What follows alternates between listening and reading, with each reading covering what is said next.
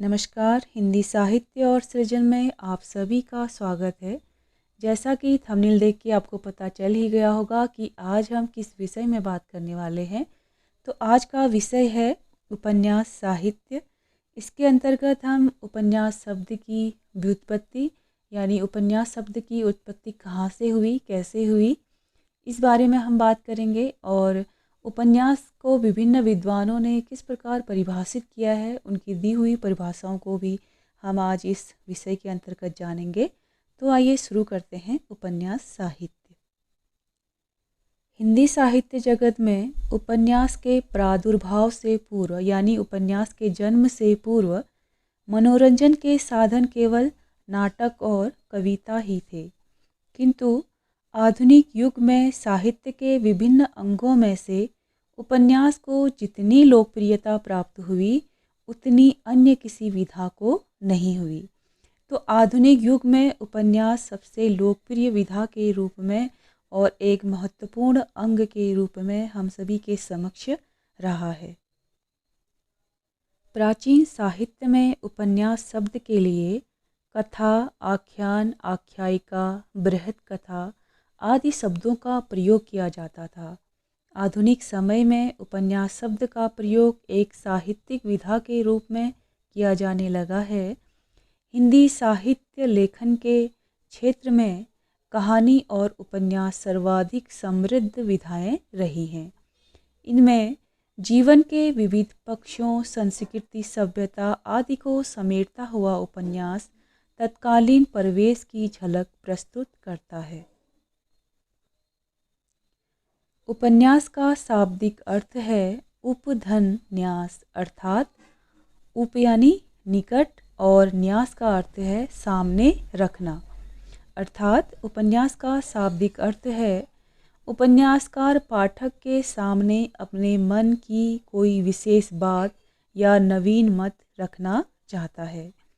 संस्कृत में उपन्यास शब्द उप तथा नी पूर्वक अस धातु में अच प्रत्यय जोड़ने से बना है।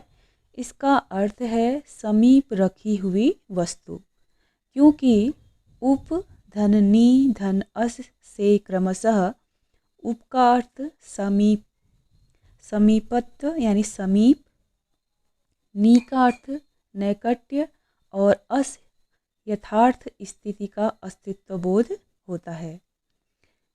उपन्यास हिंदी साहित्य की एक लोकप्रिय विधा है जो जीवन के साथ चिपकी रहती है। यह मानव जीवन के विविध परिस्थितियों के चित्रों का प्रतिनिधित्व करता है।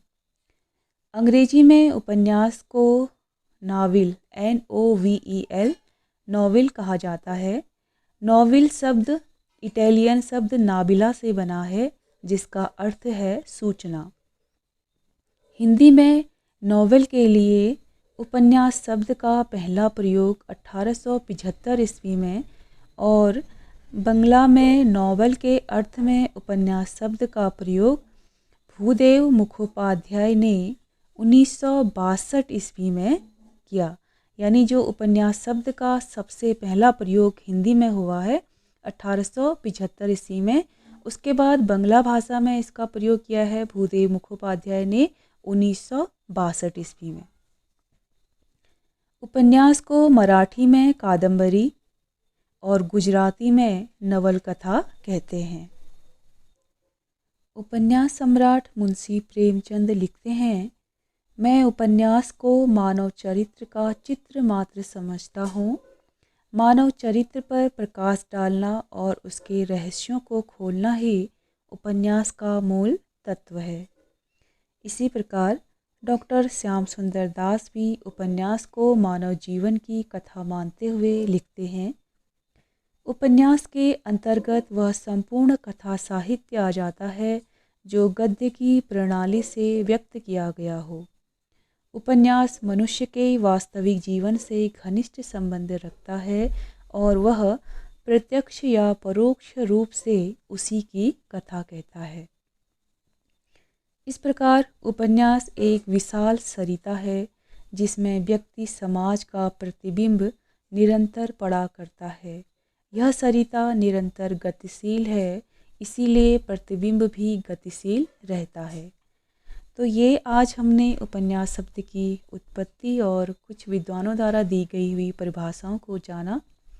उम्मीद करती हूँ ये वीडियो आपको पसंद आ रहा होगा, और अगर आपको पसंद आए तो इसे लाइक कीजिए, शेयर कीजिए, और अगर आप हमारे चैनल में पहली बार आए हैं तो चैनल को सब्सक्राइब करना ना भूलें।